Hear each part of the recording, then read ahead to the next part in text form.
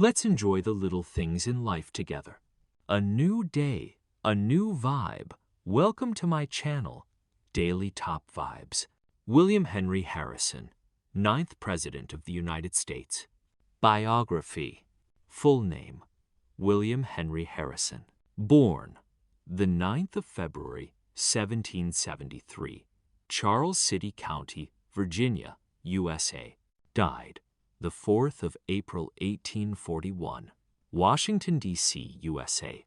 Political party, Whig Party. Education, Hampton, Sidney College, University of Pennsylvania. Medical studies, not completed. Spouse, Anna Toothills Harrison. Children, 10 children, including John Scott Harrison, father of President Benjamin Harrison.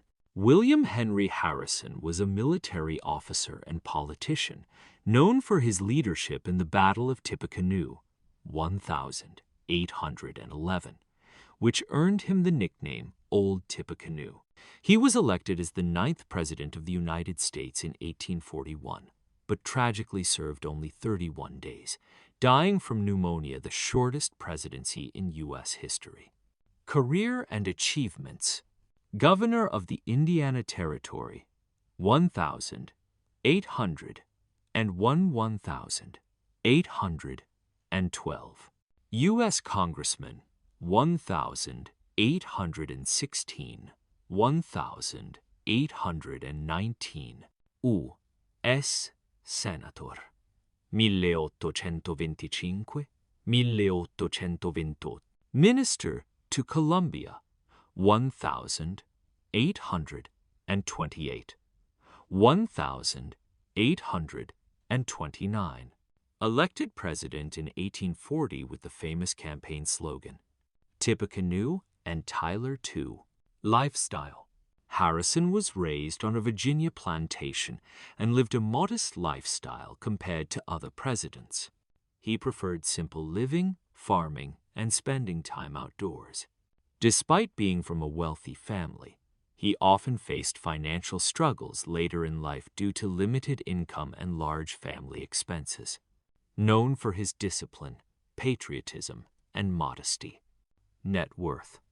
Estimated net worth, modern value, around $700,000, $1 million USD. Most of his wealth came from land holdings and family inheritance. He was not among the richest U.S. presidents, especially since he died shortly after taking office. Give him a barrel of hard cider and settle a pension of $2,000 a year on him, and my word for it, a Democratic newspaper foolishly jibed about William Henry Harrison. He will sit by the side of a sea coal rur and study moral philosophy. The Whigs, seizing on this political misstep, in 1840 presented their candidate Harrison as a simple frontiersman living in a log cabin and drinking cider, in sharp contrast to an aristocratic champagne-sipping Van Buren. Harrison was in fact a scion of the Virginia planter aristocracy. He was born on the 9th of February 1773 at Berkeley Plantation to one of Virginia's wealthiest slave-owning families. He studied classics and history at Hampton Sidney College, then began the study of medicine.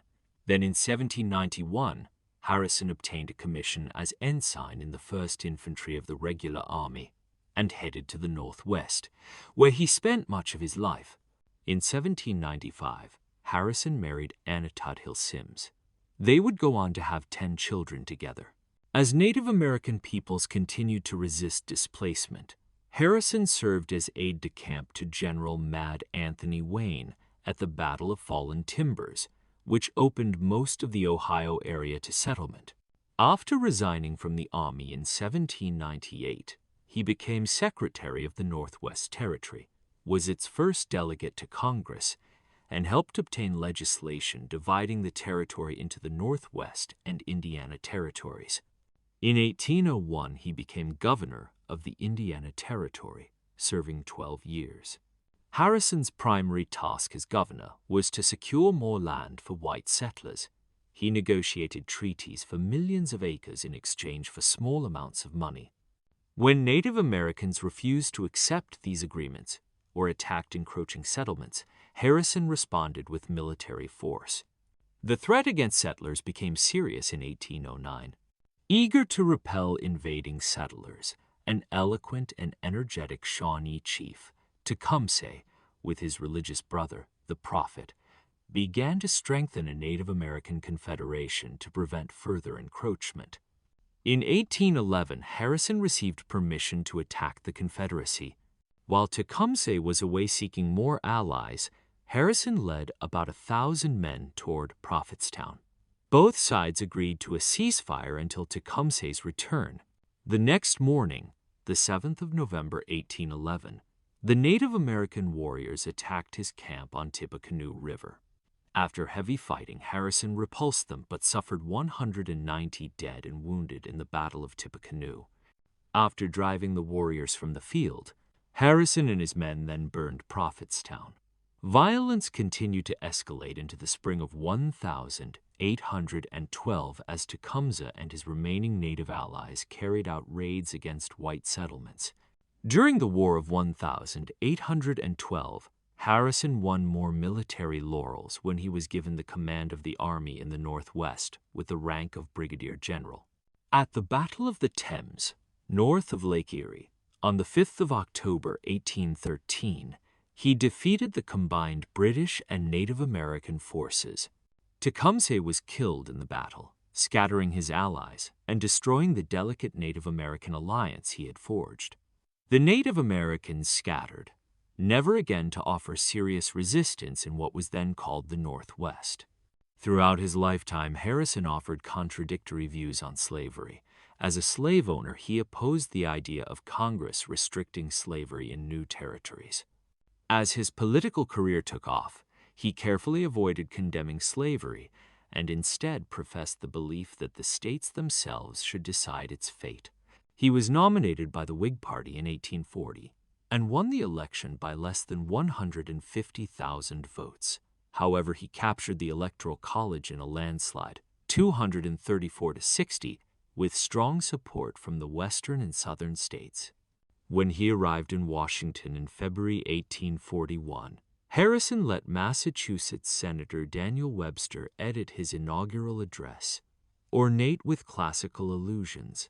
According to one recollection, Webster obtained some deletions, boasting in a jolly fashion that he had killed 17 Roman proconsuls as dead as smelts. Every one of them.